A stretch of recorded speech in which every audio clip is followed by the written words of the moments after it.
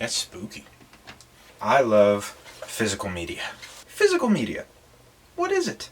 Actually, maybe I should get a dictionary definition just to be safe. Physical media refers to the physical materials that are used to store or transmit information in data and communications. So not... Oh. Well, I was completely wrong. What is physical media? Well, physical media are like CDs, DVDs, records, VHS tapes, video games, any sort of electronically transmitted entertainment or media that you can physically have and physically hold. Why do I love it? Well, I'm a bit of a collector, per se. These are the ones that you usually see in all my episodes sitting behind me. This is my computer screen. This is my setup. Here's some more. It's just a nice little movie and DVDs and Blu-rays and 4K rack. Here's another one right here, right by my bed stand, right next to my trash can that's up high because it's levitating. So here are some of my favorite VHSs. They're on display right here. And then right up here, and this is going to be a weird transition, you got the kids' movies, VHSs, a lot of Rugrats and Roly Oly Poly. Those, I think those two are SpongeBob. And then here's some more kids' movie DVDs here. And then in the back, right over there, I think all those are Blue's Clues related, are they? And then up top, my bunk bed, you have a bunch of DVDs in there that I've gotten from different estate sales. You can see some of them. That's That 70s Show and Mallrats. Just a bunch of random DVDs. You can see some in between back there. These are from my buddy Zeke. He just gave me these. These are pretty cool. Good haul, Zach. This is my closet. All hail the WWE Championship former. As you can see, we got a bunch of DVDs back here. It's just these front ones first. You can kind of see the sections. This is like my kids version section, and then you got like WWE and cool ones over there like the West Side Story and Godfather. This is my TV show shelf. It's filled back there. I can't really, can I like, here, oh yeah, I could just move, I could move this, but it's so, here's a glimpse, as best you're gonna get. It's filled. Here's the office. Here's my very special, I love this, my Dexter Blu-ray pack, but it's a special edition where it's like the blood slides from the TV show. It's really cool. And I'm pretty sure this box is filled with them. However, I'm not opening that. And then also to worship, if you may have seen a video where I got these cool VHSs of Home Alone 2, and Christmas Vacation. And it's from Steel City Con, and I also got that cool Blu-ray Home Alone paint can special edition type of thing. It's really cool. And then one of my piece of Resistance, the Knives Out Blu-ray Steelbook from Best Buy. God, I love this movie. Please make a Glass Onion Blu-ray. I want to have like books. I want to have like them like lined up like books. That would have been sick. I just like collecting movies and TV shows and things that I like. I mean, you see a bunch of Batman memorabilia up there. I like Batman. But there's also a different reason other than the fact that I just like to collect that is a little bit more sad. The big question that a lot of people have posed: why is physical media important? Well, honestly, Matt Damon puts it the best. Instead of me trying to figure out some way to word it differently, but just the same as Matt Damon does, I'll just have him tell you. What happened was the DVD was a huge part of our business, of our revenue stream, and technology has just made that obsolete. And so the movies that we used to make, you could afford to not make all of your money when it played in the theater because you knew you had the DVD coming behind the release, and 6 months later you'd get all, a whole nother chunk. It would be like reopening the movie almost. And when that went away, that changed the type of movies that we could make. I did this movie Behind the Candelabra, and I talked to a studio executive who explained it was a $25 million movie. I would have to put that much into print and advertising, right, to market it, what we call P&A. So I'd have to put that in P&A. So now I'm in $50 million. I have to split everything I get with the exhibitor, right, the people who own the movie theaters. So I would have to make $100 million before I got into profit.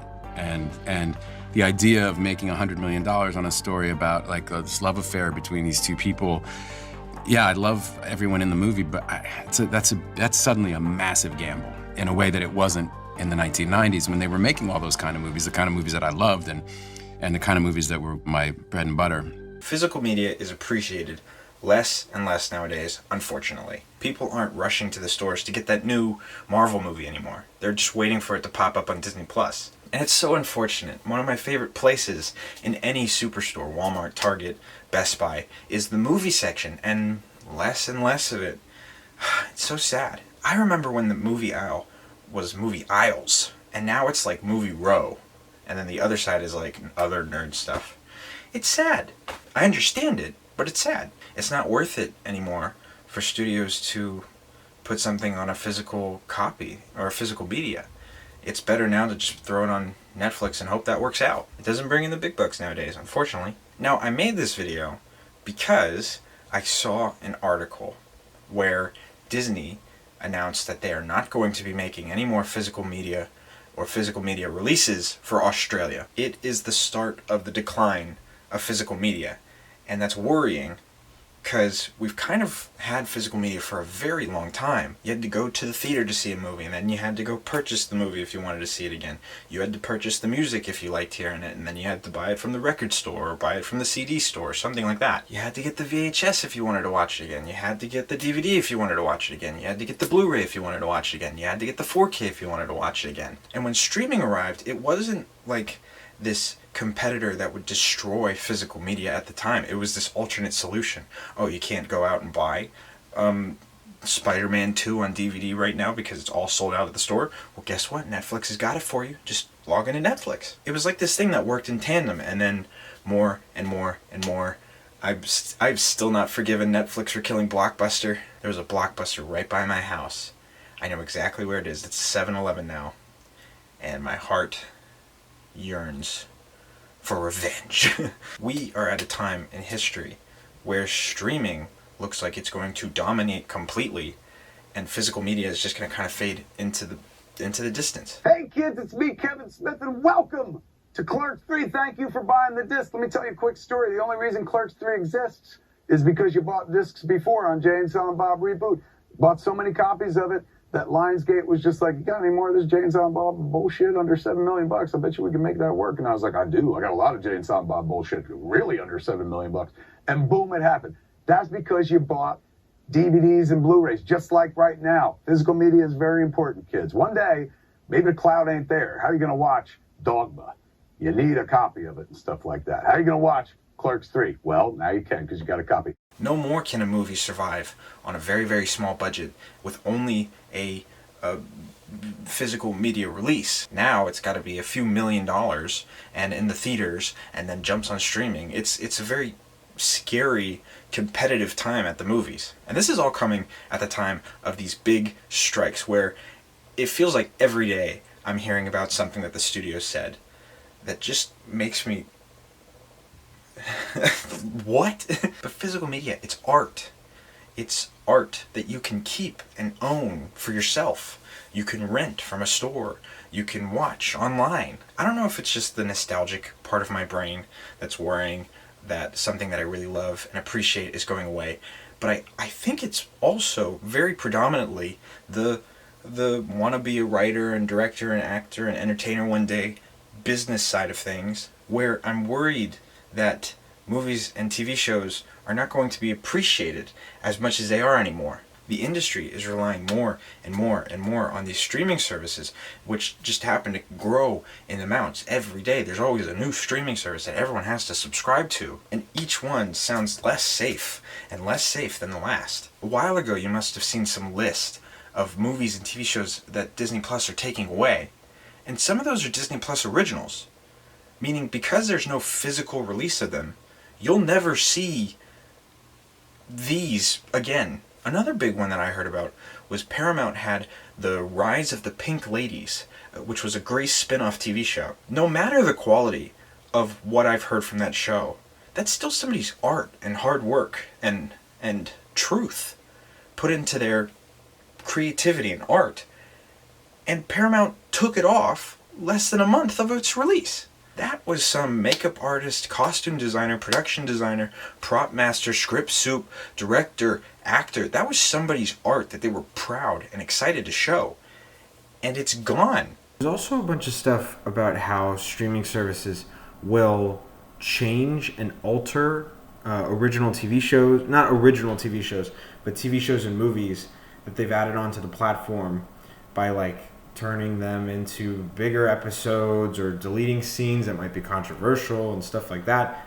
That's crazy to me because that was somebody's original vision, whether good or bad, and changing it doesn't seem right to me at all. For 1 second here, I want to slow down and tell you guys why I like physical media so much, and then we'll continue on. But when it comes to physical media compared to streaming, there's something about owning the physical copy of this optical disc. This isn't going to go away next week when Netflix decides to get rid of this movie. No, this will always have a nice, safe place on my shelf for whenever I want to go relive the experience of watching it again and again. It's unfortunate and intimidating to see something that I love so much dwindling, and all that's left is this very corporate, scary reality left. But until that day comes, I will always love physical media.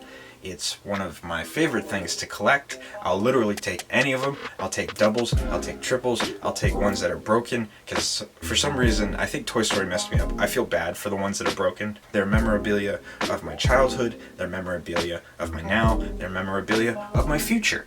All this entertainment that I can love and appreciate, all of it in my own personal collection. I have a dream that one day I started that like it was going to be way more important, but I would love to have like a library one day just filled with movies.